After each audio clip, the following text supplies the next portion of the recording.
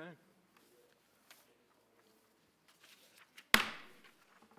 I call to order this regular meeting of the Mount Pleasant City Commission this Monday, November 11th, 2019.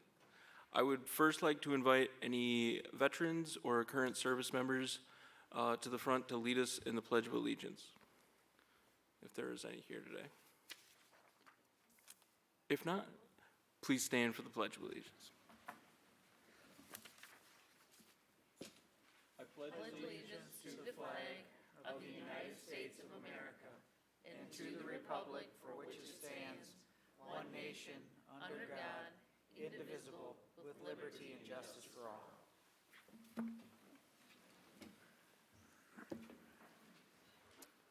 Clerk, has the roll been taken? It has. All are present tonight. Tonight we have a proclamation recognizing the 100th anniversary of Central Michigan Life.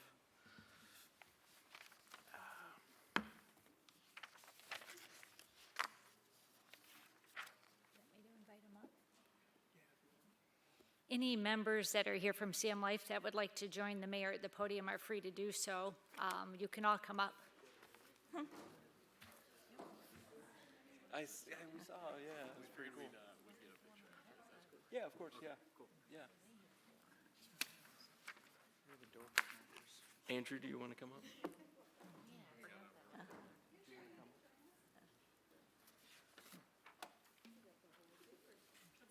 Thanks for showing up, guys. Of course.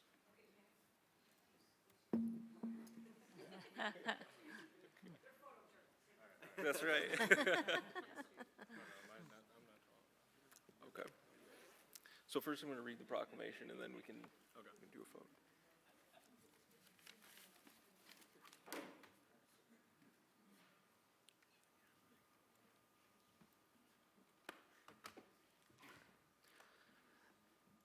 Whereas Central Michigan Life, or CM Life, Central Michigan University's student-run campus media company, published its very first edition in 1919.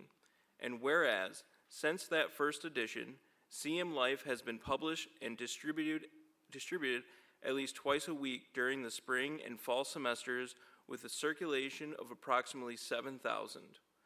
And whereas, CM Life can be credited for the delivery of accurate coverage of events affecting not only the CMU student body, but the community as a whole. And whereas, CM Life is an award-winning publication that is nationally recognized for its excellence in business and advertising, as well as journalism. And whereas, CM Life has helped numerous students prepare for successful media careers with some of the top media organizations, corporations, and agencies in the nation. And whereas, CM Life and its reporters have provided a valuable service of providing information to city residents, businesses, and the Mount Pleasant area. Now, therefore, I, William Joseph, Mayor of the City of Mount Pleasant, Michigan, on behalf of the City Commission and the citizens of Mount Pleasant, do hereby extend congratulations to Central Michigan Life on the occasion of their 100th anniversary, and offer sincere appreciation for your dedication and service to the community. In witness whereof, I hereunto set my hand and the great seal of the City of Mount Pleasant, Michigan, this 11th day of November, 2019.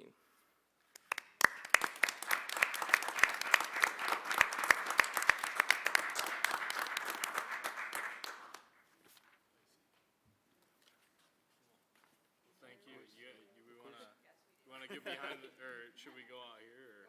Oh, okay. Yeah. Get out.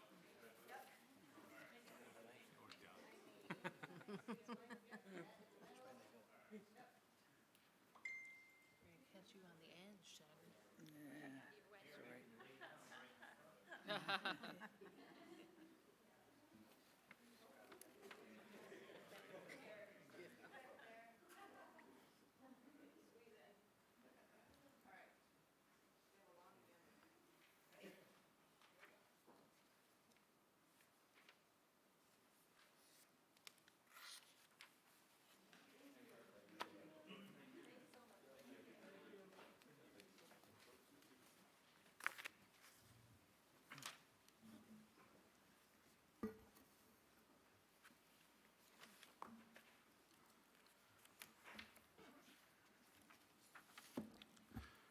Do we have any additions or deletions to the agenda tonight? Vice Mayor Gillis? I just have one addition, the complete roster of the reappointments and the appointments, Okay. I think that's, already on the agenda. Yeah. Just adding that one paper. appreciate it. Seeing, Commissioner Toles, do you have your hand up? Yes. Okay. I'd like to remove item 16.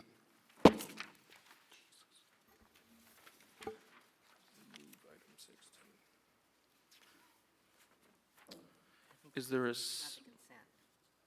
no, this is to remove, I believe Commissioner Toles is trying to remove item 16 from the agenda, which, so there's a motion on the floor, we need a second. I'll second. Seconded by Vice Mayor Gillis. Discussion? Commissioner Ling? I guess I would just like a clarification that the intent of this is to have us not discuss 16 at all. My intent is we can discuss it, but other information has come out of this report here that there's 2 other wells that were drilled in there last year that nobody knew anything about on this commission. There's also 4 other monitor wells in it, are galvanized wells that we haven't tested water out of. And I don't believe we're ready to move on awarding this contract out. I think there's no big rush on it, and I think more investigation should be done on this before we award this contract. Okay, I'm still Vice not Mayor. entirely clear, so you would just prefer that we not even discuss it at the meeting tonight? Is that what you're suggesting? Yes. Okay, thank you. Okay. I just want to make a clarification. To take an item off the agenda, that requires 5 votes. Okay. Any other discussion? Seeing none, all those in favor of taking item number 16 off the agenda, please vote by saying aye. Aye. And those opposed, the same. Aye. So that motion fails 2-5. Are there any other additions or deletions to the agenda tonight? Okay. Seeing none, I will now open the public input on agenda items. If you are here to speak on any agenda items tonight, you can come to the podium, state your name, and you'll have 5 minutes to address the commission.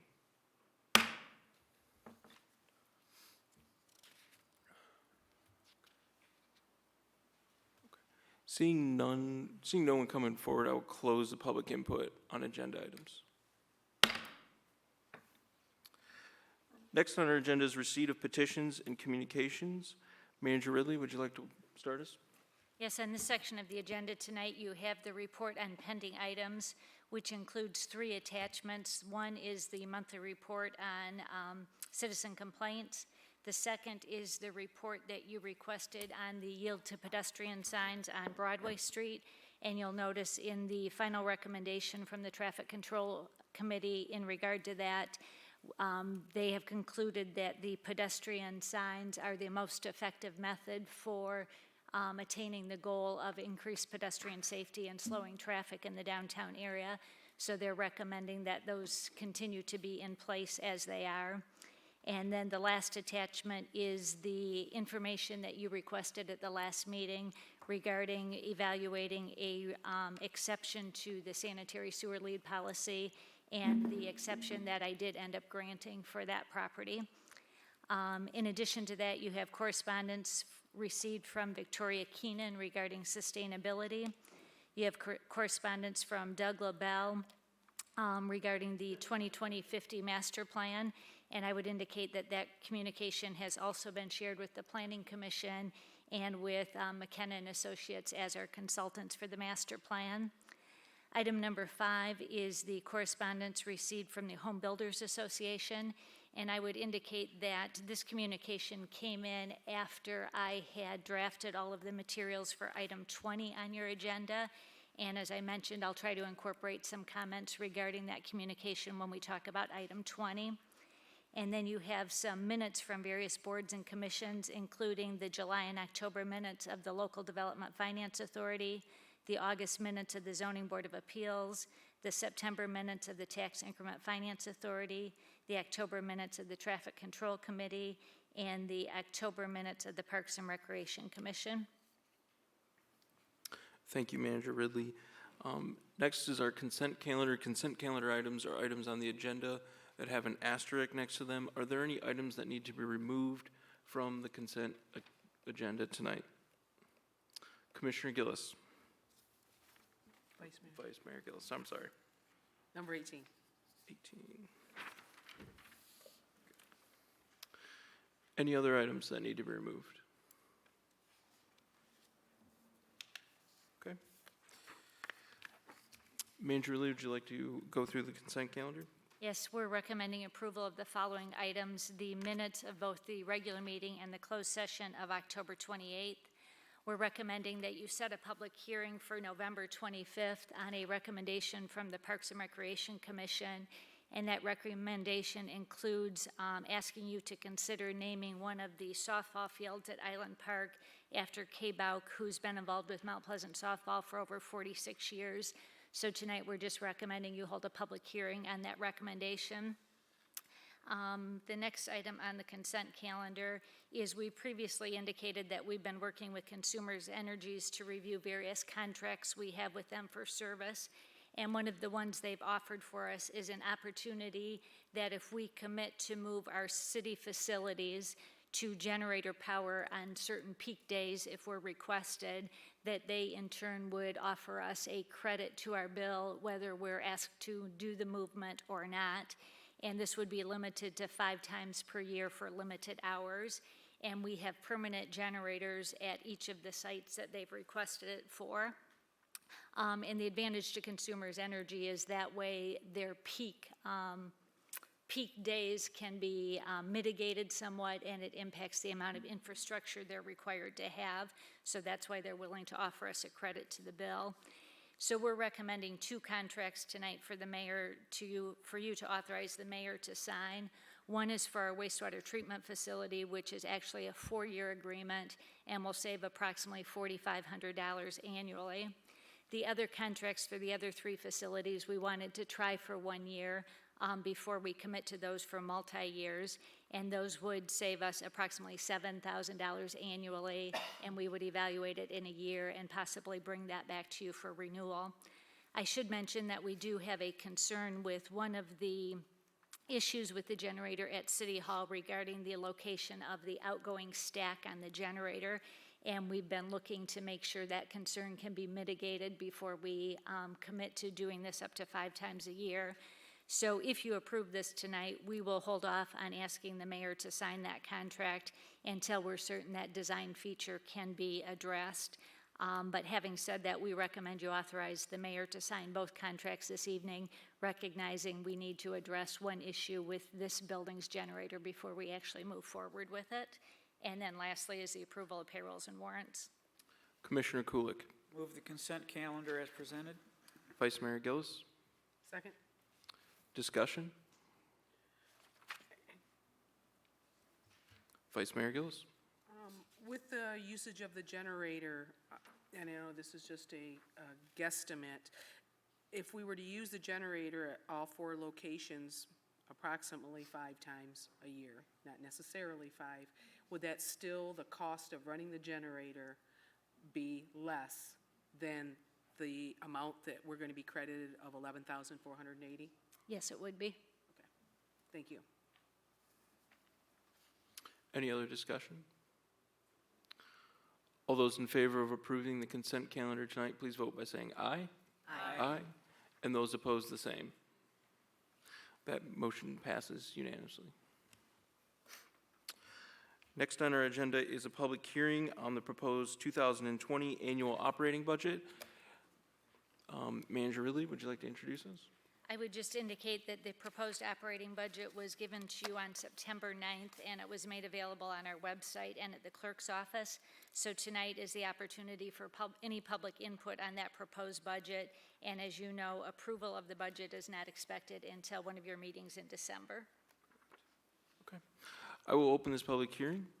If you wish to speak, come to the podium, and you have 5 minutes to address the commission.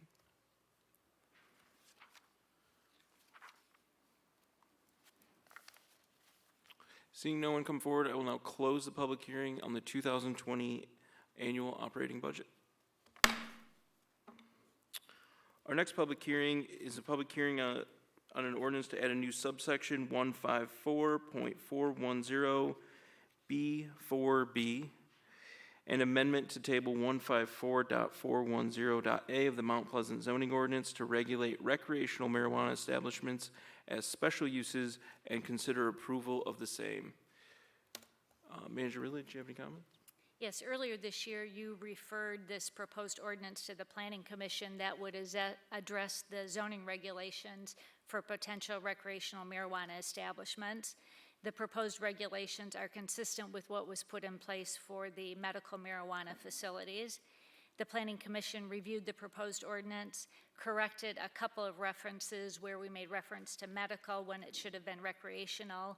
Then they held a public hearing and are now recommending the ordinance to you for approval. So after holding the public hearing this evening, we recommend you approve the ordinance as presented. And as you know from your prior approval of the regulatory ordinance, we would then be fully opted in, and we would start accepting applications on January 6th of 2020. I will now open the public hearing. Come to the podium. You have 5 minutes to address the commission. State your name and address.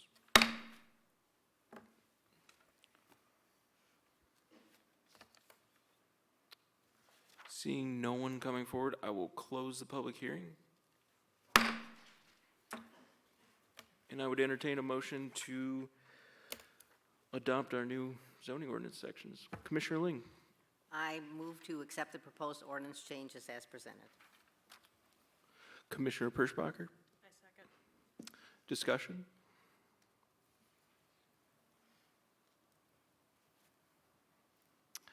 Pretty quiet. I guess I'll say a couple things. The new zoning ordinance will regulate how our new recreational marijuana businesses will be zoned with our retail in our commercial district unless they are an adjoining with a grow facility, and that would be located in an industrial area. And there's a 1,000-foot buffer through K through 12 schools, and there's a lot of minutia detail that you could look into. But I think we came together on both of these ordinances, really collaborative work between on the commission this year, and I don't think there's anything that every commissioner here agrees on, but I'd like to applaud the work of the commission because we worked really well together, and this is where we ended up. So, seeing no one willing to talk today about it, I will. All those in favor of approving the ordinance, please vote by saying aye. Aye. Aye. And those opposed, the same. Aye. Nay. Commissioner Tolis, It was a nay. that's a nay. Okay. So that motion carries 4-3 with Gillis, Kulik, and Tolis in opposition. Okay.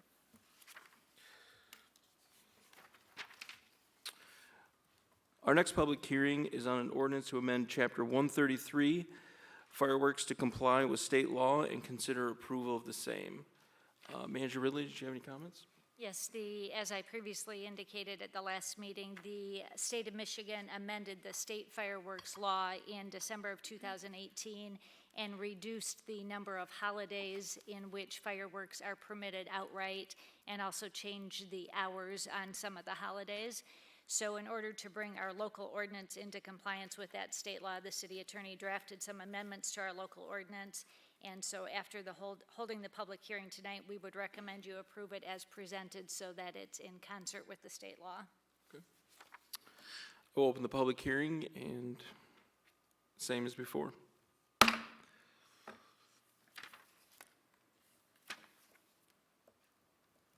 Seeing no one come forward, I will close the public hearing. Commissioner Kulik. Move to adopt the ordinance as presented. Vice Mayor Gillis? Second. Discussion? Well, Vice Mayor Gillis? I want to thank Director for looking into this and making everything, the changes to comply with the state law. Appreciate his time. All those in favor of the motion, please vote by saying aye. Aye. And those opposed, the same. That's unanimous. Next on our agenda is item number 16, which is a bid on an environmental consulting service as postponed from the meeting of October 28th, 2019. Manager Ridley, would you like to discuss some of the information that we've received from staff since our last meeting? Yes, as you indicated, this was postponed at the last meeting, and you asked for 4 additional pieces of information, which were included in the agenda packet. And those pieces of information included the maps of the landfill area, as well as an indication where the proposed wells would each be drilled that were in the proposal that was before you. And the recommendation from the environmental consulting firm in consultation with Eagle was that we would first test what's actually in the landfill so that we would hopefully be able to limit the range of the tests of the areas outside the landfill to identify what possibly or what could be migrating out of the landfill. So instead of testing for lack of the technical terms, this many contaminants, we would be able to test for a lesser number of contaminants, decreasing the testing cost. And there's also information in your packet which discusses the depth of the wells and the anticipated impact on any clay bottom that may exist and the potential impact on the surface water in the area. We had hoped to have a representative from AKT Peerless here this evening in case you had additional technical questions, but he called us at the end of the day and indicated that due to the weather from his hometown, he would not be able to make it this evening. So we do have staff that's available if you have additional questions. As we previously indicated, we fully recognize that the results of this testing may require additional remediation in order to protect the surface water and or the river, but we've been working cooperatively with both Eagle and AKT to try to narrow down the identification of what potential problems there may or may not be there. So we're recommending that you consider tonight the sole source contract with AKT Peerless for the additional testing and monitoring of the wells as presented. So we have a motion already on the floor to accept this bid. No, I think you went straight to postpone, so I don't think there was actually a motion to approve, so you need a motion. We need a motion, okay. Commissioner Kulik. I move to approve the contract as presented. Commissioner Lalone? Discussion? Commissioner Kulik. I think the information provided by staff answers all the questions that I had. God knows I'm not an expert in this field, and I don't intend to try to micromanage the recommendations from the state and the consultant that we've been dealing with for years. I've always found AKT Peerless when I worked for the city to be forthright and honest and not trying to go out and run tests for no reason. And I'll be supporting, assuming this comes to a vote, I'll be supporting this. Commissioner Tolis. Again, I will not be supporting this tonight for numerous reasons. I was hoping the representative was going to be here from AKT Peerless, which they're not. Looking at the facility, has been cited, it says here, not cited, but is part of the 201 site of the Environmental Protection Act. I have that rule book also. Are we being cited with something? From what it's saying here, we're not being cited or directed, or there was no citations written. Also, you look at this, and it says the results of this testing will indicate any further work or remediation is required in or near the landfill in order to adequately protect the river. But then you look at the memo dated October 23rd, 2019. This additional testing is recommended due to the current recommendation of the monitoring of the landfill site, which I see there hasn't been done any monitoring for a while in this landfill, which is not our problem, it's the DEQ. They're supposed to be on top of this. Also, we asked the contractor, and their response was back, assure that drilling will not cause future problems in the landfill. That's impossible to guarantee that. You can't guarantee that. And you're asking the contractor? Also, it says in here that I wasn't aware of that two other discovery environmental wells were done last year. Where's the results of those? It just says in here in the report,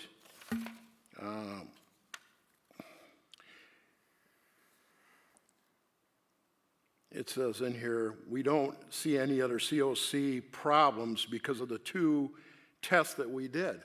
What are the results? We don't have a copy of those results of those two wells.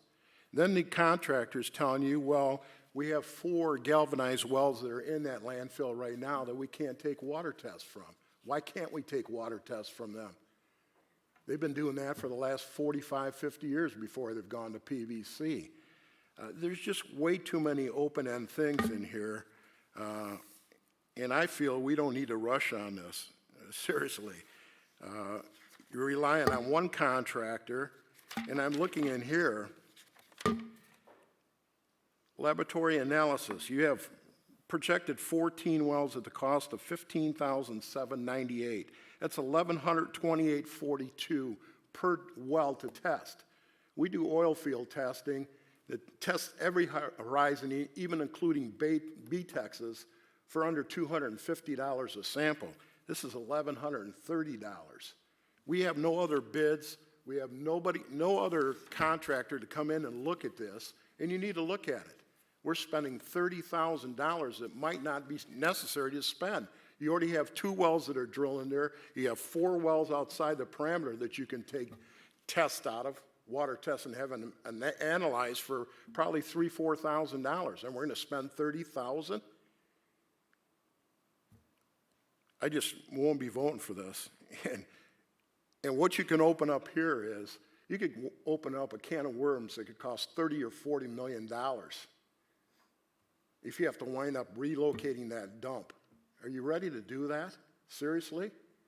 Without testing? You already tested 2 wells, and I don't have the results. They're saying there's no COCs in there.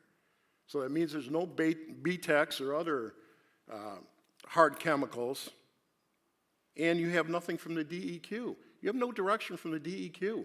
They're just striking this as being a part of a 201 site.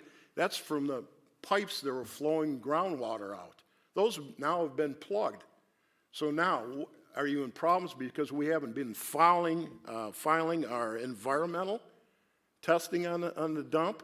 Or are they saying something might have came out of the pipe before it went into the river? I don't know which is which. So I'm not going to support it, number one. And number two, if we vote on this, I'm going to ask for a roll call vote so we know who's approving it, and there's no questions about who's approving it. Thank you. Commissioner Ling. I am going to vote in favor of this. I'm no expert either on testing of wells or contaminants going into groundwater, but I do know from the information that we've gotten that we did have a problem with some leakage into the river, which we have now stopped by stopping up the pipes, that it was an indication that there might be some contaminants that we need to be aware of where they're coming from, and that as a result of that, in answer to, why are we doing it, is it because there may be a problem there? I think that what the report has indicated is, one, we are supposed to have been doing testing. For whatever reason, that has not been occurring, but now that this has come to our attention, and correct me if I'm wrong, there's regular testing because of the type of landfill, and that we're going to be doing that testing now. Is that correct?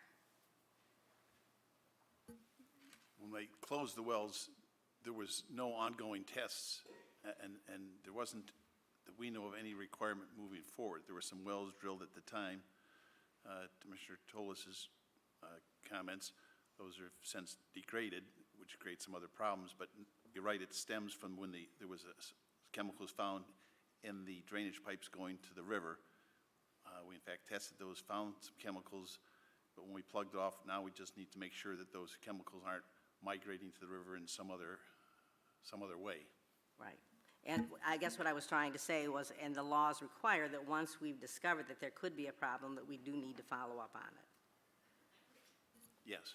And whether the laws were there or not, I would want to follow up on it. I think it's important to follow up on it because I think that we have a responsibility to make sure that there's no problem happening with the groundwater or with the river.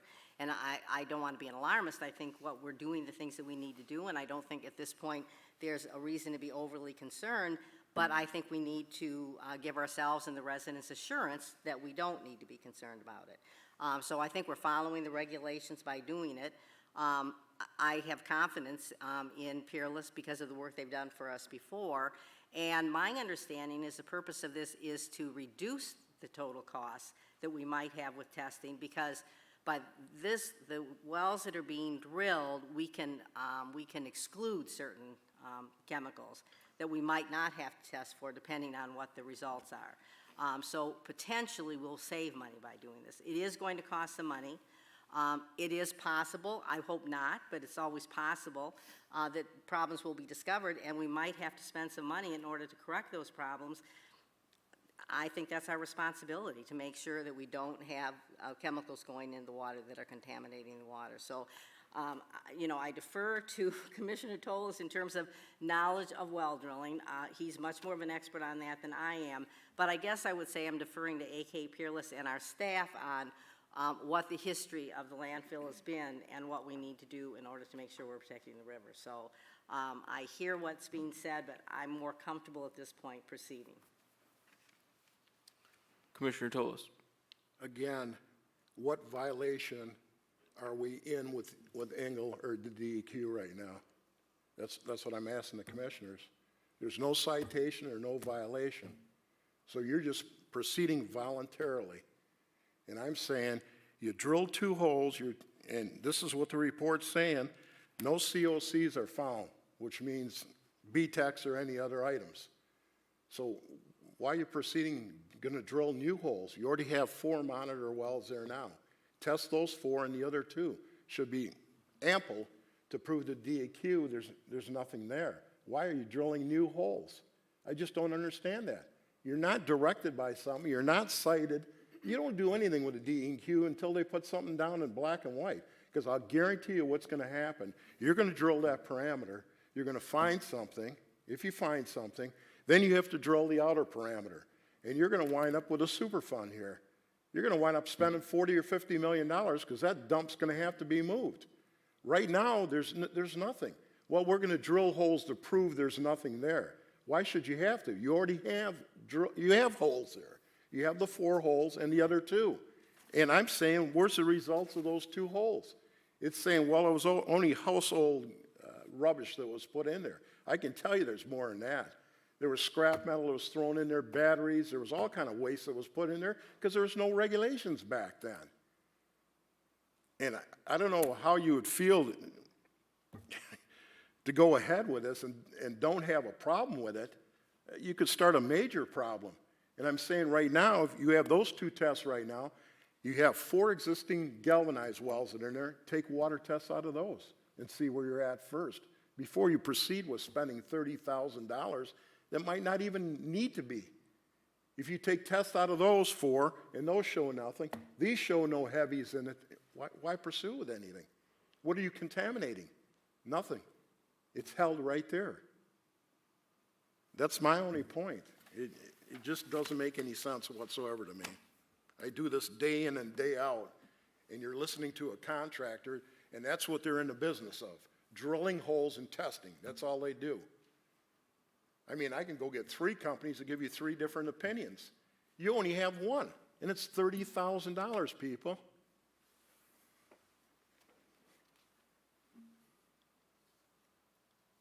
Vice Mayor Gillis.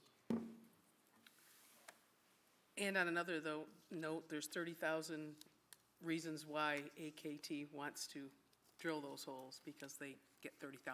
So I have concerns about this recommendation also for different reasons. We do have 4 test areas that already have access to the aquifer underneath. So they are saying that because they were put in from 30, 40 years ago and made out of galvanized pipes, that would influence the test results. I believe with chemical analysis, you could remove the galvanized steel that may show up in those test results. And we also have had 2 more wells drilled without the results of those tests. With the other 4 wells that they plan on drilling over this landfill, I do believe that the integrity of the clay barrier will be compromised. So I am very uncomfortable with that, and so I will also be voting no. Commissioner Toles. One quick question for staff. John, who drilled the other 2 test wells last year? AKT did them? Yes. And where's the results of those 2 wells? Have we got them? Why weren't they presented to the commission here?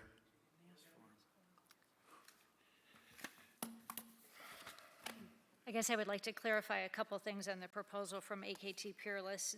As indicated in the first memo, it's a not-to-exceed contract of $30,000, and half of that piece is for the laboratory analysis, so that amount would be paid to any laboratory that did the analysis, regardless of which environmental firm was doing it.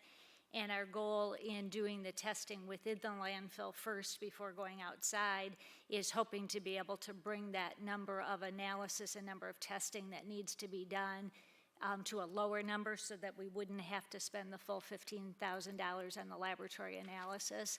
And all of this was put together in consultation with representatives from Eagle. And Commissioner Toles is correct, we have not been cited yet, but we've been working cooperatively with them based on their recommendations of how to get some assurances that there is none of the contaminants that are migrating outside of the landfill. And if we don't move forward in some way, and they continue to be concerned about it based on what was being discharged from the pipes, it could result in a citation, and we've been trying to avoid that and working with them collaboratively.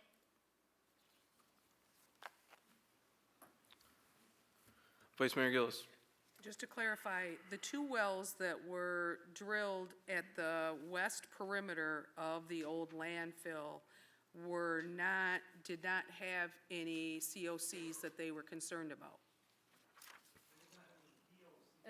Jason, can you come up to the microphone, please?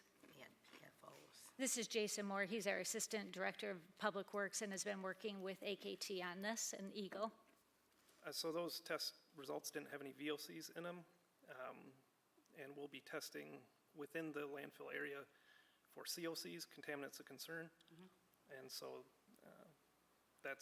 those 2 initial wells that they did seem to indicate that there's not a lot of, like Commissioner Toles said, BTEX and things like this. So that's good. But we need to test within the landfill to make sure that we shouldn't be looking for those sorts of things. Because on our map, those 2 test wells were on the westmost part of the landfill that is actually on the east side of the river. So if those 2 wells on the very far west of the landfill didn't show any contaminants that were leaking to the river, then why would it be necessary to do 4 more around the perimeter? It wasn't that they didn't show any contaminants, it was that they didn't show those particular contaminants. The COCs. The VOCs. What We is- were over on What's a ammonia. VOC, Jason? What does that stand for? Volatile organic compound, correct.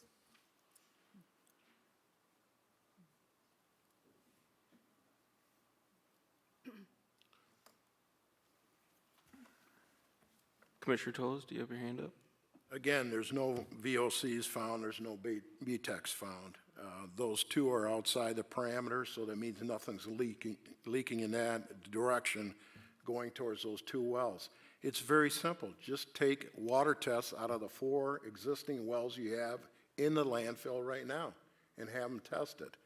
And one other point on this testing. Sure, there's outside sources to test, but you're telling me AKT is not charging a fee over and above the testing to get to that $1,128? I can tell you they sure are, because I have tests done every day for $250. So we're paying about 4 times the going rate.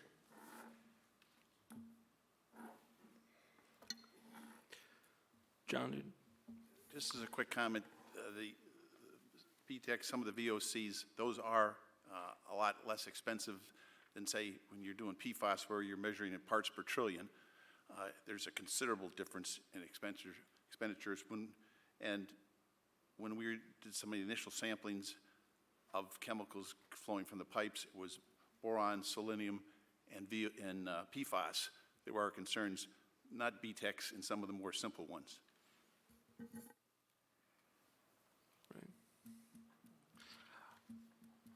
I think to put this in perspective, this started because we were doing some field work and we found four or five pipes that had, higher than normal levels of ammonia, boron, PFOs, which are in that same class of PFAS that everyone's heard about, and also selenium. And so we're really being proactive here. And I think that's the point that staff is trying to make, and is the recommendation with our cooperative work with M-Eagle, so that we don't end up in a situation where we're in trouble. And I think this really is, I'm supporting this because I think the staff has headed us in the right direction to be ahead of the ball in case there is really a problem. And it seems like we actually have some indication that we might be okay, but because this landfill is so old and because it was an oversight from the MDEQ for so long, that we're unaware of what's really out there. And so that's why I really think that this testing is necessary and important. We want to be obviously cognizant of the Chippewa River and their community partners, who we all spend a lot of time talking about how we want a clean river. And, unfortunately, none of us were there when that decision was made to put a landfill next to the river, which, for the life of me, I can't figure out why that was a good idea. But this is where we're at, and I think by approving this contract and getting ahead of the ball and finding out what sort of problems are possible, that we're going to be in a better shape than if we sit here and do nothing.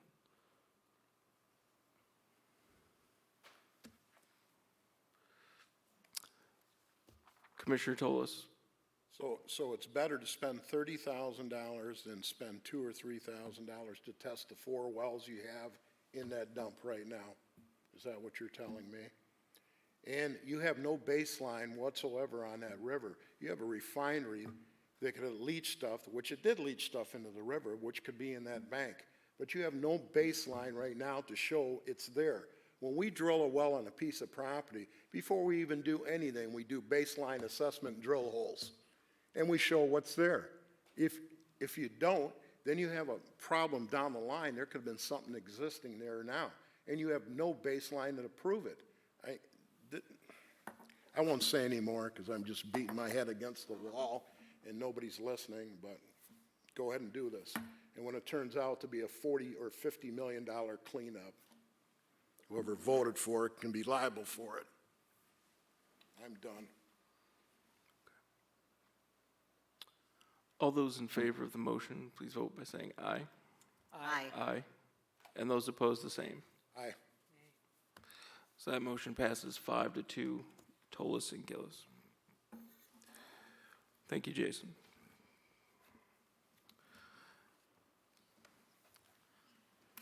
Do we have a 16B for the stop loss? No. Okay. That was on the last agenda.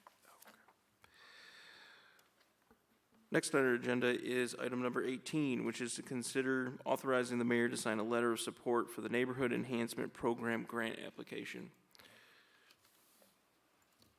Did you want to? Sure.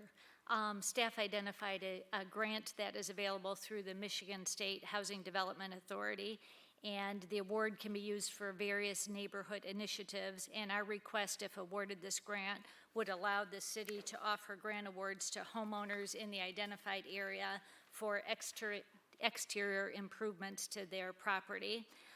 The most that our community is eligible for is $30,000, and then the grants which would be awarded to the city, and then would in turn award grants to individual property owners.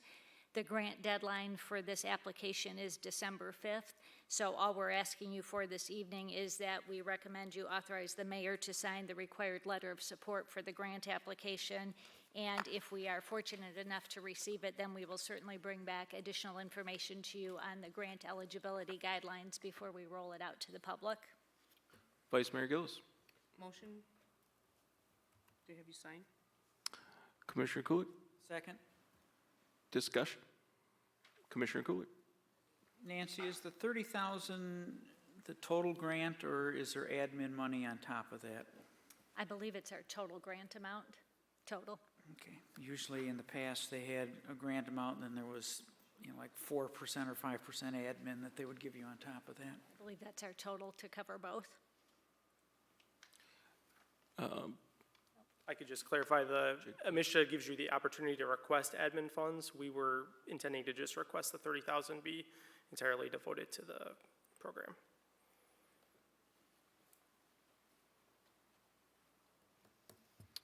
I'd just like to add, I think this is a really good opportunity for us and our citizens to do outdoor improvements on their property, and any grant awarded to any particular project or a collection of projects under $7,500 is completely free.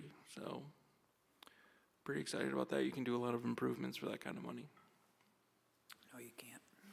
If you're a homeowner, you know that. Vice Mayor Gillis.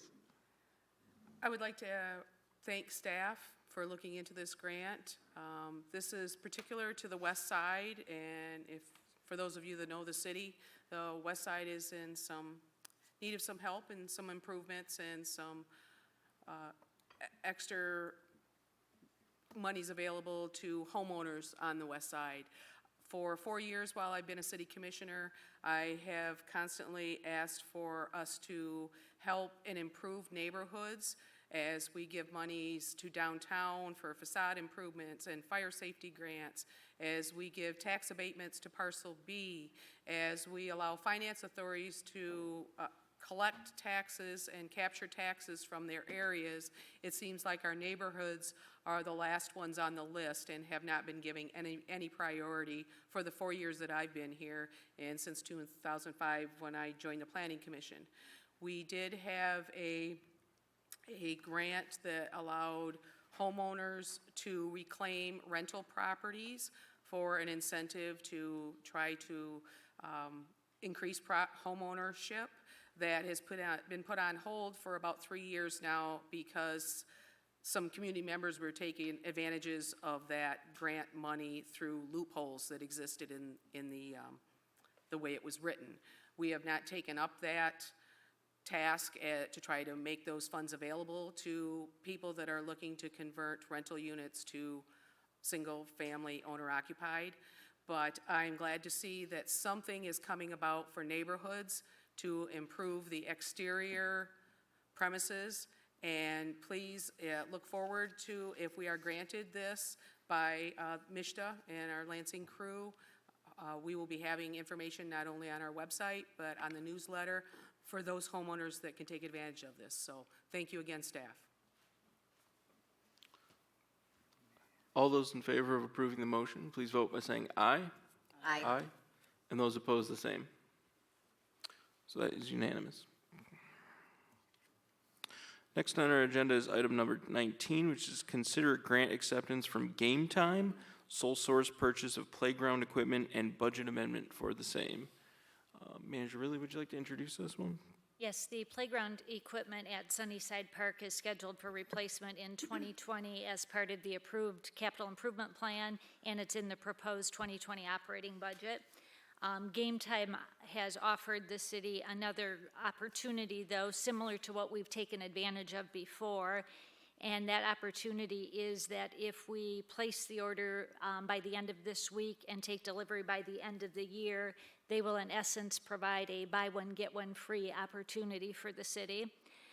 Since our approved capital improvement plan did not have another playground replacement or a new playground scheduled for the next 6 years, we reached out to the Mount Pleasant Public Schools, the county, and Union Township to see if they were interested in partnering with us on this grant opportunity. And the township indicated interest, but obviously they could not commit that at the staff level. So it is on the township board's agenda for consideration Wednesday night of this week. Because the deadline to order is this week, though, we're recommending you take action tonight that would authorize the sole source purchase, accept the, in essence, buy one, get one free grant offer, and amend the budget for this year to accelerate the funding of $63,500 for the purchase. If the Union Township Board agrees to partner with us, we'll work out an agreement with them to split the cost, so we each end up getting the play structure at essentially half price. If Union Township decides not to move forward for some reason, we would instead store the second play structure until we are further along in the master plan process, and at that point in time, we would recommend a location based on what's approved in the master plan. Commissioner Kulik. Move the recommendation as presented. Vice Mayor Gillis. Second. Discussion. All those in favor of the motion, please vote by saying aye. Aye. Aye. And those opposed, the same. Okay. That was unanimous. Item number 20 is to consider referrals for review of possible zoning ordinance and other city ordinances or policies. Manager Ridley.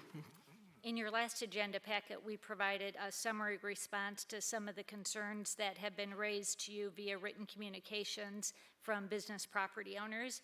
And at the last meeting, I indicated that we would be looking for your direction as to whether you wanted to refer any of those matters to the Planning Commission for review, and or whether you as a board wanted to take up any of the matters that are under your direct purview for further discussion.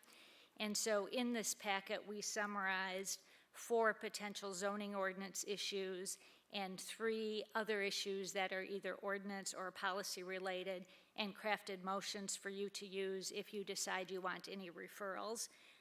If you don't want to refer anything at this point in time, no action is necessary tonight, and that is certainly an available option. As I indicated earlier in the agenda, after this was crafted, we received the request from the Home Builders Association. That is item 5 on your agenda.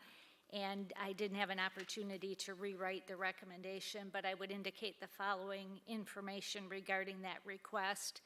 That communication from the Home Builders Association identifies their top 5 priorities regarding the zoning ordinance. And the first one is listed as roof pitch.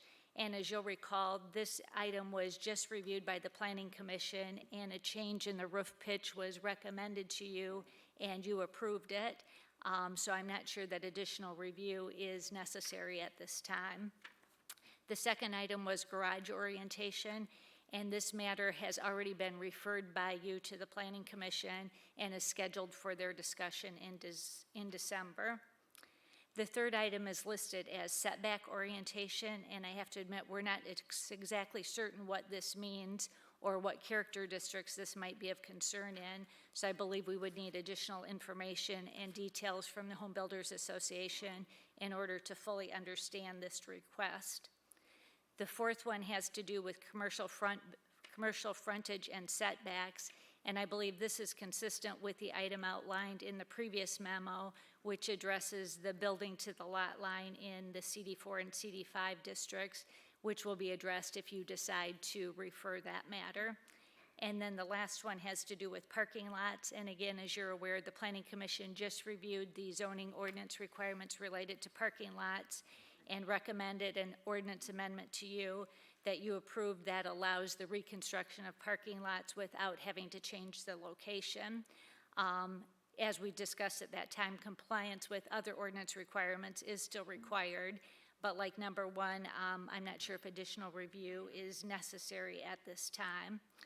So based on those 5 items, one of the things the Home Builders Association recommended is that you create a task force, and it would appear that 4 out of the 5 items are already on your list or were recently discussed, so it really only adds 1 additional item for potential review. So I'm not sure if a task force might be necessary at this point in time. And then the last thing I would indicate before you decide whether you want to make any referrals is one of the other recommendations from the Home Builders Association was that a review of the zoning ordinance should occur every 3 to 5 years. And we agree that a regular review and support that it's a living document that should be done on an ongoing basis. And I can assure you that we're required to revisit it at certain times as state laws sometimes change and, as you know, requires us to look at things. So I guess the recommendation we have in the packet is 2 motions for you if you decide you want to refer things for review. And the only item you may want to add to it is if you're interested in having the Planning Commission do some review of item number 3, which is the setback orientation, which we could gather more information on before they do that. Vice Mayor Gillis. Yes, I'd like to make a motion to take no action at this time and to allow our Planning Commission, who has the duty and the charge to look at zoning ordinance issues and make amendments that they feel needs to be referred to the City Commission. Second. Commissioner Ling, yep. Any discussion? Commissioner Toles. I think this is way overdue, and we should have some kind of task force from the builders, possibly meet with the Planning Commission and work this out. This is ridiculous. This has been 2 years, and you can see how this is reflected. You've had 2 building permits for new homes in the city of Mount Pleasant so far this year. 2. And why is that? Because of the zoning ordinance.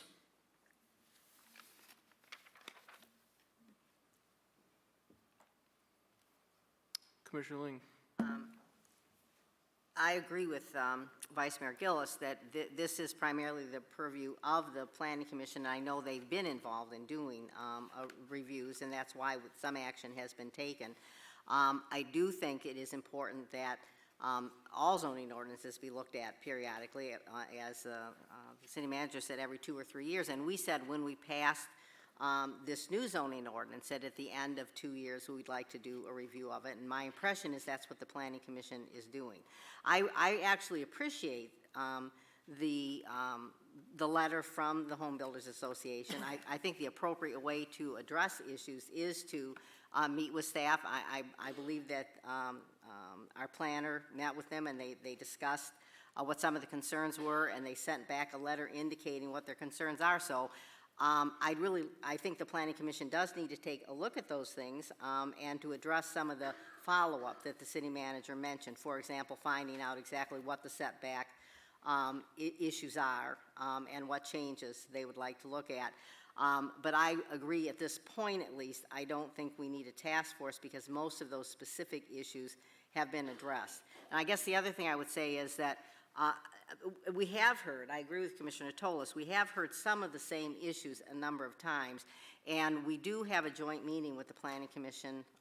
Well, you guys will have a joint meeting with the Planning Commission usually in February, and I think it would be very appropriate that at that time perhaps to have one of the issues be a follow-up on this letter from the Home Builders Association, the other issues that have been raised, and maybe at that point a discussion of whether or not there is a need to more systematically look at some of those issues. But I think letting the Planning Commission know what the issues have been and asking for their recommendation is the appropriate thing to do. Commissioner Kulik. Feels a little bit, the motion makes me feel a little bit like a circular firing squad, well, we should have the planning commission initiate this, but the planning commission's not initiating it, so who's going to do it? So I'm not comfortable with the motion. I'll be voting against it.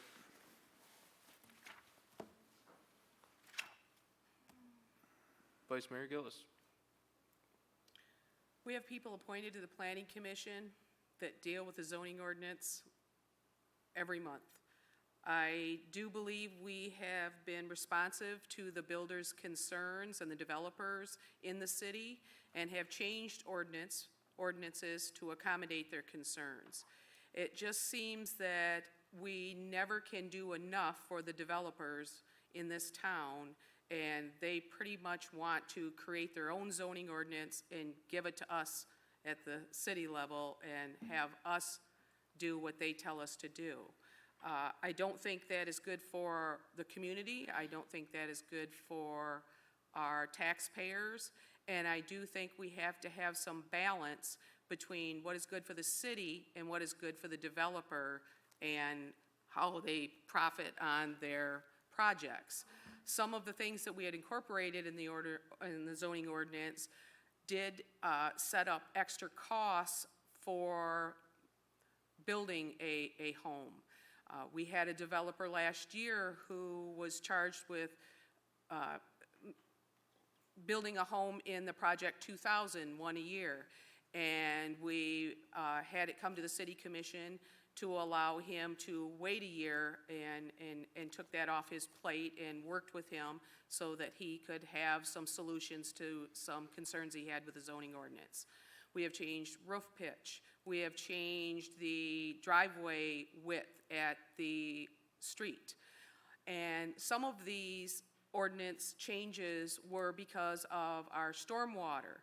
We are trying to find ways to decrease the stormwater runoff so we won't see a flood like we did 2 years ago. With the increase in impervious surfaces, we are increasing that stormwater runoff where our pipes cannot handle that and they back up and they flood. So a lot of other issues have to be thought of and taken into consideration as we change these ordinances, and not just doing everything that is convenient and more profitable for the developers. So it's a little ingenuous to say that we are not taking their concerns into consideration, where if you look back in our packets over this past year, we have continuously taken in their concerns. But the Planning Commission is charged with that purview. We are always working diligently to make this a better living document, as it will change over time. And we do already plan on reviewing it as we go into the future. So I believe their complaints are not true to what they're saying, that we are not working with them. And I think we should let the Planning Commission do their jobs. Commissioner Toles. I have to agree with Vice Mayor Gillis that the Planning Commission should be in charge of reviewing this stuff and changing it, but that's not the case. City staff feeds the Planning Commission, and I know 2 people on the Planning Commission when this parking lot thing was supposed to be addressed. All we've done is move the position of the building in the parking lot. And now you've added 29 pages to section 154, 114, which even makes it more complicated now. I served 8 years on the zoning board and chaired it for 4, and I could open the old zoning book and I can go to any section and somebody asks me, what's the setbacks on this? And I can find it for you in 10 minutes. The other day, somebody called me. Now you have to figure out what the classification of the property is. You can't figure setbacks. I have to hire an attorney to look at it and tell me what it is. It's ridiculous. And don't tell me the Planning Commission. Planning Commission is not doing anything. City staff is doing it. They're giving them the direction. So how do you expect to get anything accomplished? That's why we're 2 years on this right now. I think a lot of the direction that the city planning commission has gotten has actually been from us. Earlier this year, we directed them with several topics, and they got back to us on all of those topics this year. And I know there's probably one more that we might see before the end of the year. And so I don't agree with the contention that city staff is telling the planning commission or this board how to feel or how to make changes to the zoning ordinance if that's their decision. I think the communication from a lot of the developers in the town and the Home Builders Association has been helpful because it's highlighting some of the issues that they have a lot of concern with. But at this particular point, I think I need more information before I'm going to tell the planning commission, at least on these particular topics, what they're, what are they really getting after and what are the issues. So I don't feel comfortable telling the planning commission, you need to look at these 5 things, and some of them we've already just recently looked at. So I'm going to support Vice Mayor Gillis's motion, but I would also invite the Home Builders Association to keep contacting us, contact the planning commission, and I think we've shown that we're open to change, but you've got to be more detailed, I think, in your asks and more assertive. And I think there's also a misunderstanding of some of the things that are in our zoning ordinance, and I think staff is really trying to get ahead of the ball and say, obviously there's a lot of misunderstanding, and we need to go and do some education with our public and try to really show people what's in there. Because obviously you deal with a document for 30 years, and then we changed it. We did a complete rewrite. So there's a lot of new items, there's new sections that people need to get comfortable with and to learn. And so I think there's some growing pains, but at this point, I'm not prepared to send any of these items to the Planning Commission. Vice Mayor Gillis. I think I could find that graph that I'm looking for in the budget. It showed how many permits we had in the last 3 or 4 years and what we had this year total. Just wanted to make one remark that as developers say that we are no longer friendly for development, we just won a recognition, and help me, manager, what was the recognition for the development, the actual title to it, if you can recall?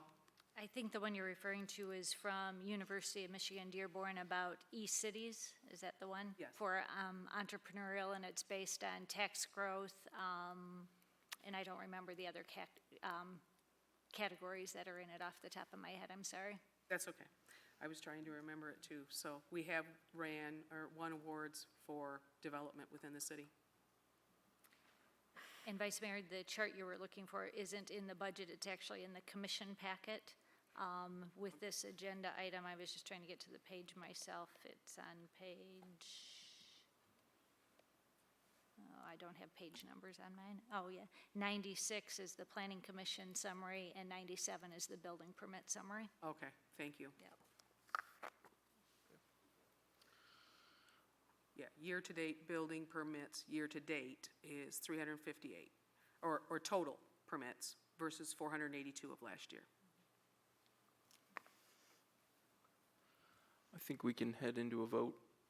Mayor, can I read the motion to make sure I have it correct? Yes. I have the motion as take no action at this time and allow the Planning Commission to make recommendations as needed. Is that correct? Thank you. I think that's, all right. All those in favor of the motion, please vote by saying aye. Aye. And those opposed, the same. Aye. I believe that was 6-1. No, Pete, you planned on voted, would you vote? Against it. Pete, you voted against it? Okay, so it's 5-2. Commissioner Tolis, sorry about that. All right.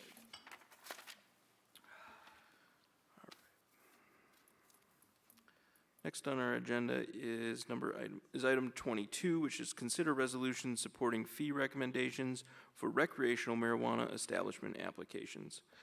Manager Riley, would you like to introduce this topic?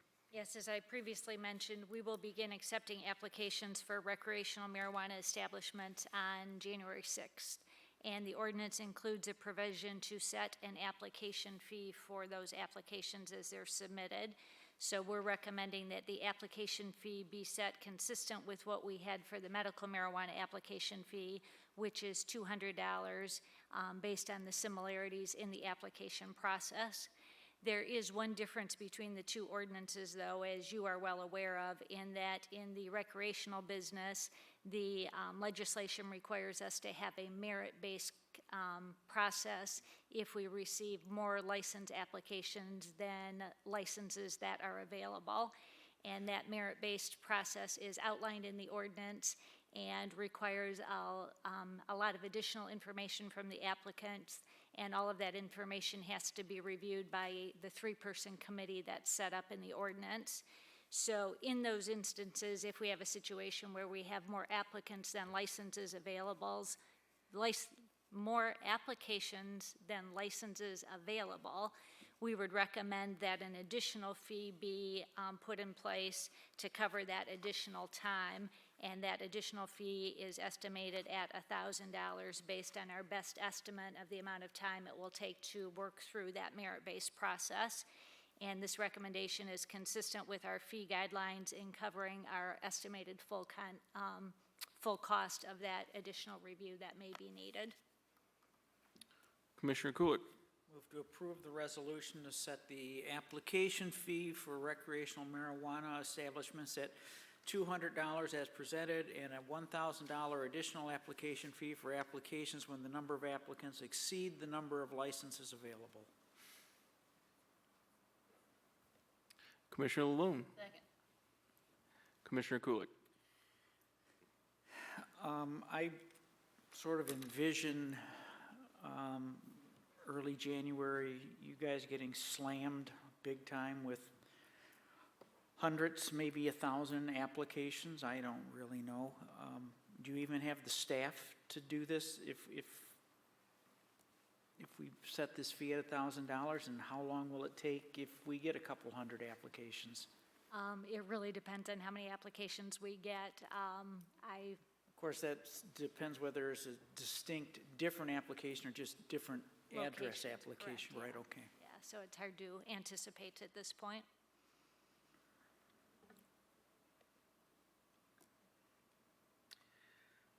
Vice Mayor Gillis. I'd like to make an amendment to the motion to reduce the $1,000 additional application fee to $500 for those business entrepreneurs that are trying to invest in areas that we have put a limit on. I don't understand the motion. To reduce the $1,000 application fee for the, if the applicants exceeded the number of licenses, which would be the retailers and the growers, because we put those limits in place, so we're actually putting a cap on those and have something to do with having those application fees at $1,000. Jeremy, do you have that motion? I think, as I understood it, you're basically saying that take the $1,000 down to $500, because that only applies to ones that would have the limit. So all of those would be reduced from 1,000 to 500. Correct. Okay. Is there a second to Vice Mayor Gillis's motion? Commissioner Toles? Second? Yes. Take that as a second. So, we'll- Yes. yep, discussion? Vice Mayor Gillis? The reason why I feel that that should be reduced is that we have created this limit on those two types of business models, the grow centers and the retailers. And the state has offered different communities within Michigan an equity balance initiative where communities that could have had marijuana businesses in the past, but because the legislatures didn't move on it and our community didn't move on it, that they were harmed. And so the application fees at the state level have been reduced for people within the Mount Pleasant area. There's a name to it. Could you help me out, Manager Ridley? Are you talking about the social equity program? Yes. Yeah, the social equity program at the state is based on applicants who reside in one of the impacted communities and plan to open business in one of the impacted communities. And I believe there's 40-some communities on that list. And the state, as part of the regulations, is reducing the fees if an applicant meets both of those criteria. So in light of the state moving to say that we are a underserved and unequitable community, or in the past, and trying to layer or level the playing field, I think a $1,000 application fee is a little bit high for anyone that wants to be a business entrepreneur in those two avenues of the recreational marijuana industry. So I think it shouldn't be out of reach for someone that may want to apply, but the application is $1,000. And if I just may clarify, I don't know if it'll make a difference, but it's more than just the retailers and the growers. We also have a limit on the number of micro businesses as well. So there's 3 different licenses that this could potentially apply to, just to be clear on that. Thank you. Commissioner Kulik.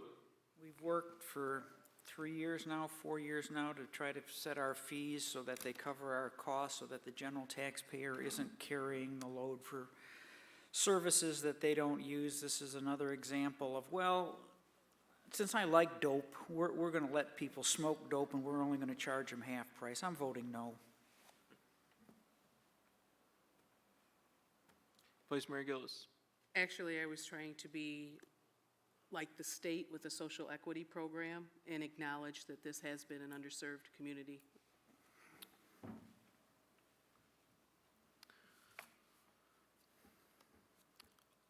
I guess we'll take a vote. All those in favor of the amendment that would reduce the $1,000 fee for those applications that we have more applications than licenses to give, please vote by saying aye. Aye. And those opposed, the same. Aye. Aye. So that amendment fails 2-5. Commissioner Kulik has called the question. So all those in favor of the motion, the original motion, to set the fees as recommended, please vote by saying aye. Aye. And those opposed, the same. Nay. So that passes 5-2, Gillis and Tolis against. Okay. Next on our agenda is item number 23, which is consider authorizing the mayor to sign the petition for a special assessment. Manager Ridley, would you like to introduce us? Yes, we own some land in Union Township where some of our water infrastructure is located, and some residents in that area are in the process of circulating a petition to ask the township to initiate a public improvement, which is funded in the township via a special assessment process. And that public improvement would be for an asphalt overlay of the street. And that street happens to be the only access we have to the property that we own at that location. Since we're a property owner on that street, we've been asked to sign the petition requesting for the public improvement to be done. And the estimated cost for our property, just like all of the other properties in that subdivision, would be $2,813. That number will certainly be fine-tuned as they get into the process and do their bidding and so forth, but that's the township's estimate at this time. And some of our staff did look at the street from our engineering department and agree that an overlay is warranted. So we're recommending you authorize the mayor to sign the improvement petition on behalf of the city. Commissioner Kulik. So moved. Commissioner Tolis. Support. Discussion? That road leads to where a lot of our wells are to get our water for the city. And so there's city trucks that drive on that road every day. And there's pretty significant infrastructure that without that infrastructure, our city wouldn't have a lot of clean water. And so I'm going to support this. I think our engineers have been out there and they've determined that an overlay is necessary. And I think we're just being a good neighbor to those people in Union Township, so. All those in support, please vote by saying aye. Aye. Aye. And those opposed, the same. That passes unanimously. Next on our agenda is consider appointments to the various boards and commissions as recommended by the Appointments Committee. I'll turn this over to Vice Mayor Gillis, who is the chairman of the Appointments Committee. Yes, I will make a motion in two different motions, one for the reappointments and then one for the new appointments, if that's okay with the commission. So the reappointments, Airport Advisory Board, and I'm not going to say the dates, just know that most of them start at the end of this year, 12/31/19, and either go through 12/31/22 or 12/31/23. But I don't think the public needs to know exactly those dates, and if you do, you can look at the minutes. The Airport Advisory Board, we are asking for reappointment for Mark Drumheller and Glenn Irwin. The Building, Fire, and Sanitary Sewer Board, Tim Nieport. The Chippewa River District Library Board, Thomas Dahlia. City CMU Student Liaison Committees, Edward Clayton and David Stairs. The Downtown Development Authority, Jeff Smith and Doug LaBelle. Historic District Commission, Ann Swift and Lara Raisinen. Local Development Finance Authority, Rick Bars and David McGuire. Parks and Recreation Commission, James Batchelder, Liz Bush, and Peter Little. Planning Commission, Christine Ortman, Corey Friedrich, Glenn Irwin, and Matthew Leash. Tax Increment Finance Authority, Sarah Christensen, and Zoning Board of Appeals, Brian Assman and Peter Orlick. Commissioner Kulik, Second the recommendation. discussion? All those in favor of supporting the nomination or reappointments to all the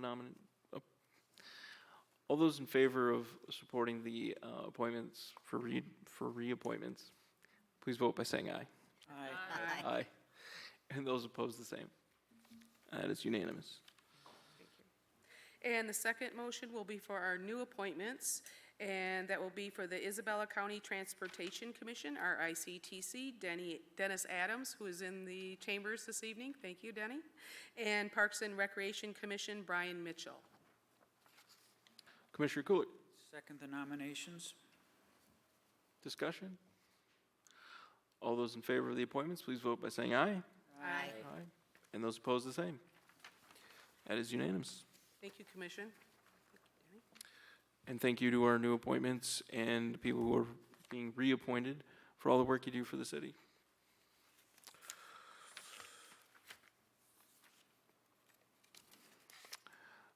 We'll move into announcements on city-related issues and new business. I know somebody's got something. Commissioner Kulik.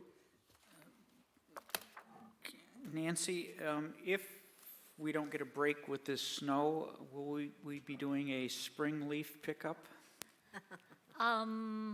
We have not made that decision as to whether we would make that recommendation for you at this point. We really are trying to avoid not having to plow the leaves back into people's lawns, but we're watching the weather closely to see how much we can get done yet this fall, and we'll continue to give you updates based on what Mother Nature does for us. Wasn't it a couple of years ago that we weren't able to get the third pickup in and we did a spring pickup? I've lost track of when it was, Commissioner Kulik. I think you're right, we did do that one year. I'm not sure how recent that was, but that is certainly on our radar as a potential option.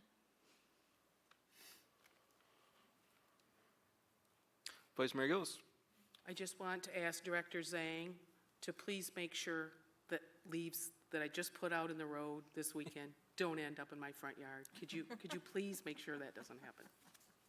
Trying hard. I also want to ask the commission and also to relay to the public that we have had some discussion about the purchase of land out at the Mount Pleasant Center. Myself and Mayor has sat down with some commissioners, county commissioners, and we've talked a little bit about what their goals are and their intent is.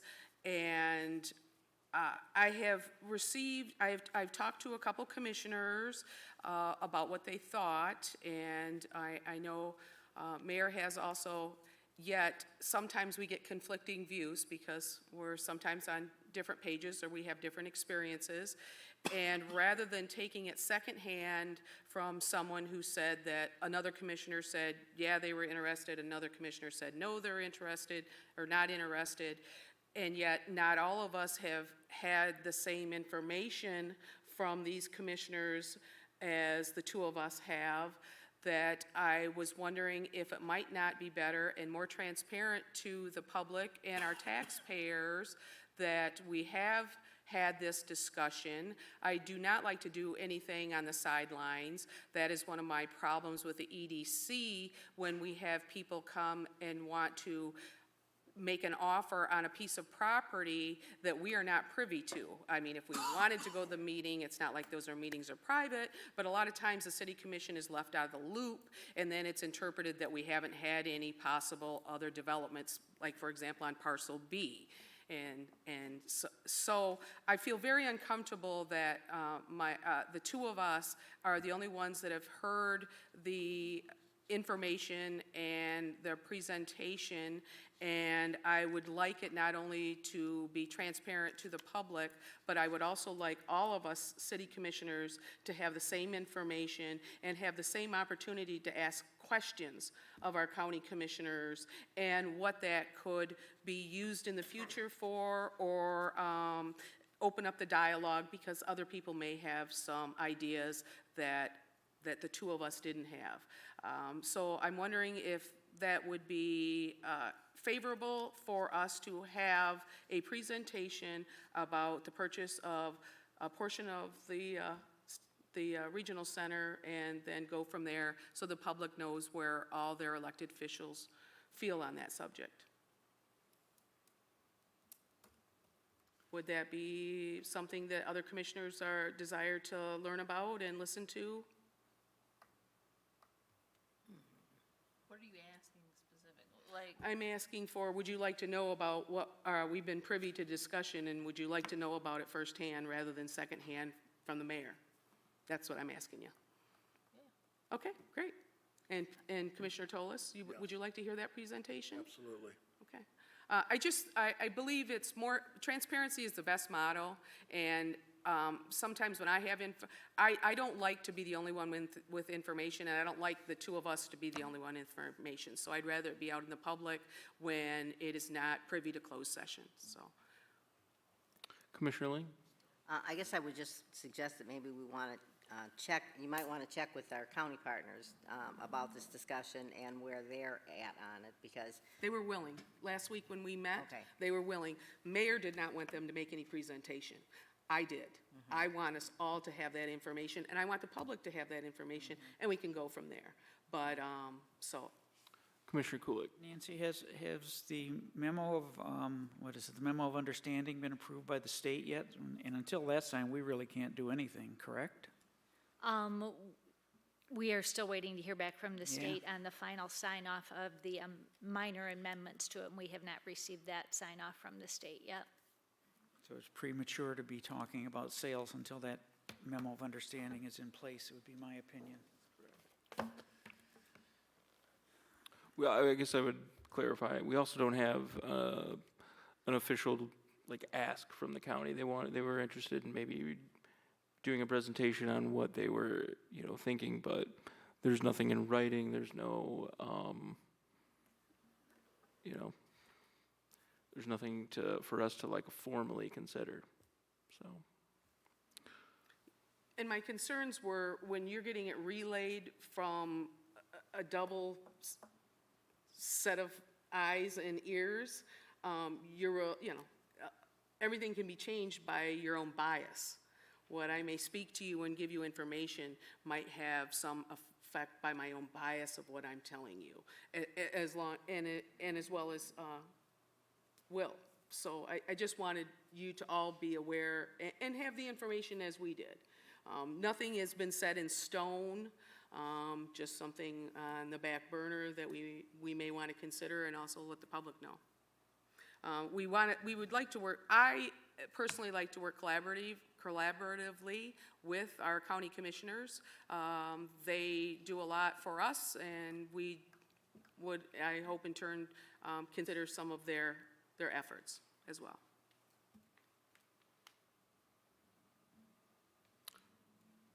I'm going to make a shameless plug for ICRH. If ICRH is the Isabella County Restoration House, they need volunteers to take care of the homeless population in our community and county. And if you're interested in volunteering, you can go to icrhouse.org.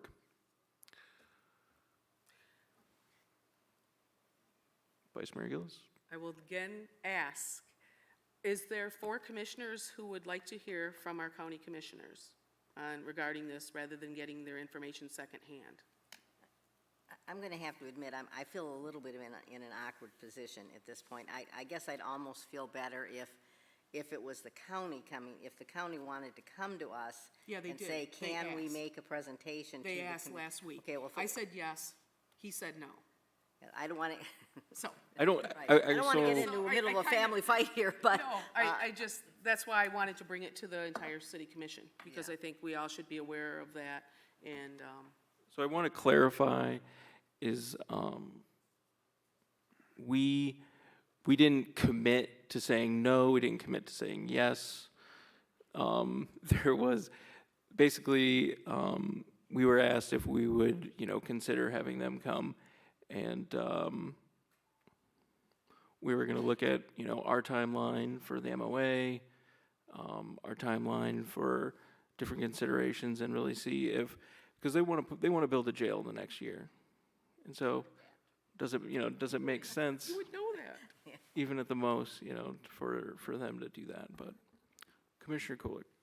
As a member of the city's property committee, I'd like to thank you for not inviting me to that meeting, and you guys can do as you want next year, but I'm not going to have a special meeting this year to do it. I don't think they were considering a special meeting. I think they were just going to do a presentation at one of our city commission meetings, just so you guys all had the information we did. Commissioner Perschbacher. I think that, once we know exactly what is going on with that property and what we can and can't do with it and things like that, I don't think that we entertain any proposals or anything until we have all of the paper. The thing is that if we jump this and we get all excited about something and then it doesn't work, then who's going to blame whom? I want to make sure that we have all of the information. You guys all know I'm very much a data person. I gotta have the information in front of me, and I need to know what's going on. And I need that information from the state, and I need that information from the city before we look at entertaining anything. And I think what they were looking for is a definite no or a maybe. They weren't looking for like a yes. They were just wondering if they had to look outside the city limits. That's what they were looking for. Or if there would be something we would consider. And with only 2 of us giving them an answer, I didn't think it was fair for the rest of the city commission to be kept out of the loop. And also not fair to the county commissioners that you all didn't get a chance to listen. I don't think they were looking for a yes. I think they were looking to know if it was a definite no. I want to interject, and I think it would be mischaracterizing what we did is actually making a decision. No decisions have been made.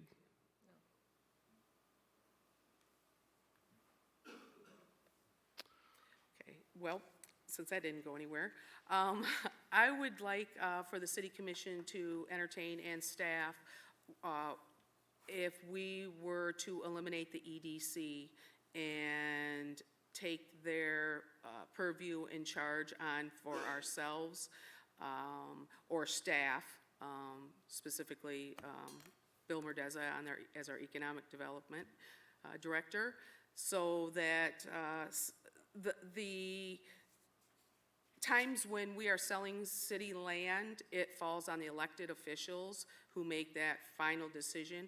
It is vetted through the EDC, and like I said previously, we are sometimes not privy to all the developers that came with proposals.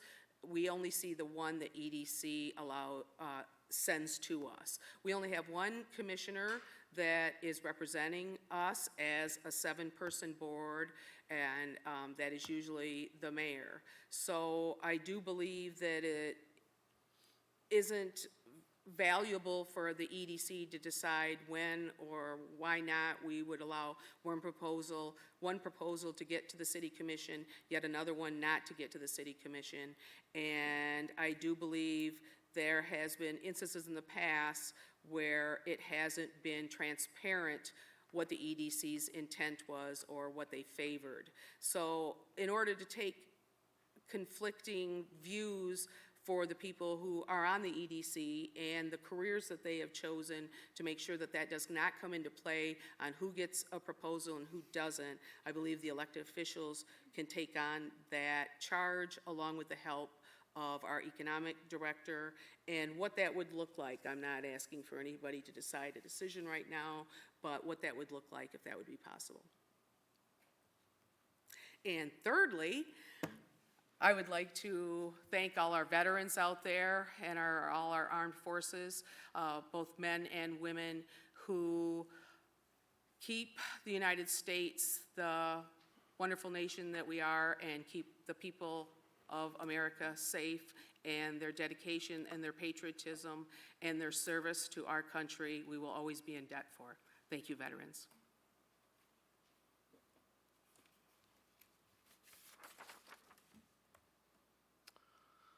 Seeing no more announcements or new business, I will open up public comment. For any city-related business, you can come to the podium, state your name, and you will have 5 minutes to address the commission.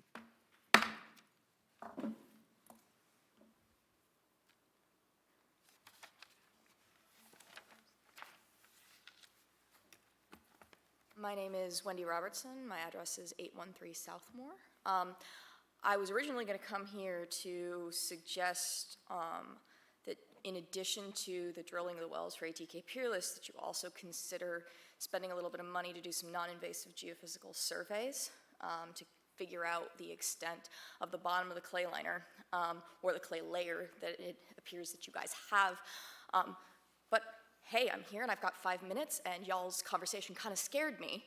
So we're gonna step that back and have a bit of me ranting at you. So I have 15 years of experience in the consulting world. The number of wells that I have drilled is in the triple digits, and the number of these types of projects that I have supervised is in the double digits. So I know a little bit about well drilling. VOC is not the same as COC. They sound a little bit similar, but they're not the same. You can have contaminants of concern that are not volatile organic compounds, and all of those are the series of things that they're really worried about, not necessarily the VOCs that actually were tested negative for. So boron, ammonium, high salinity, PFAS, et cetera, et cetera, et cetera, that's not going to come up on a standard VOC testing set. So you've got to do a larger suite of analyses to actually capture some of those issues. It's not a good idea to use a galvanized well for sampling.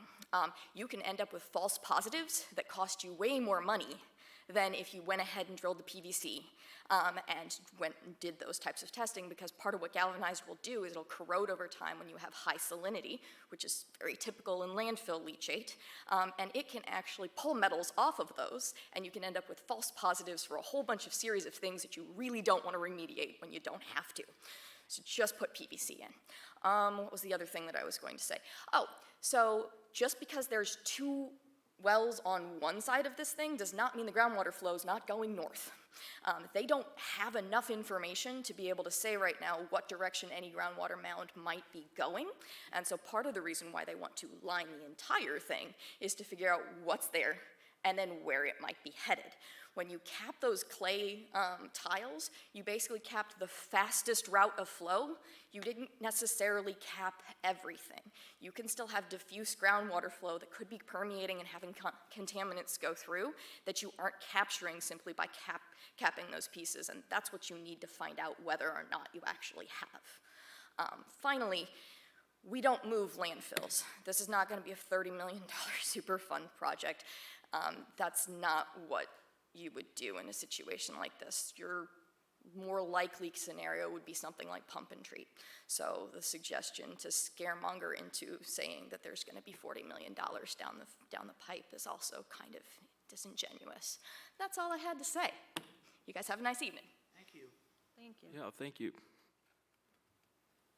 I always learn something when we have public comment, but that was extraordinary. Anyone else tonight? Seeing none, I'll close the public comment section. And we will recess for a work session upstairs to discuss the 2020 operating budget. Public is welcome to join.